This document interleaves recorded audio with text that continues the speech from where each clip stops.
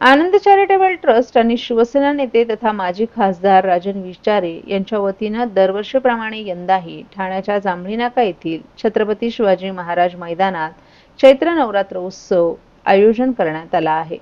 यंदाच्या वर्षी चैत्र नवरात्र उत्सवानिमित्त गणपतीपुळे येथील गणपती मंदिराची प्रतिकृती साकारण्यात आली आहे। नवसाला पावणारी आणि हाकेला धावणारी अशी देवीची ख्याती असून या देवीच्या दर्शनासाठी ठाणे जिल्ह्याच्या कानाकोपऱ्यातून भाविक येत असतात। 9 दिवस चालणाऱ्या उत्सवात विविध कार्यक्रमांची रेलचेल भाविकांना तसंच उपस्थित नागरिकांना पाहायला मिळते। या उत्सवानिमित्त दरवर्षीप्रमाणे यंदाही विविध समाजातील उल्लेखनीय कार्य करणाऱ्या समाज बांधवांचा सन्मान आणि गौरव करण्यात आलाय। या उत्सवाच्या कालच्या चौथ्या दिवशी ठाणे, नवी मुंबई, मीरा भाईंदर आदी परिसरातील उल्लेखनीय कार्य करणाऱ्या महिलांचा नवदुर्गा पुरस्कारानं सन्मान करण्यात आला। तसंच यंदा प्रथमच ठाणे जिल्ह्यात विविध उल्लेखनीय कार्य करणाऱ्या पुरुषांचाही नवरत्न पुरस्कार देऊन सन्मान करण्यात आला।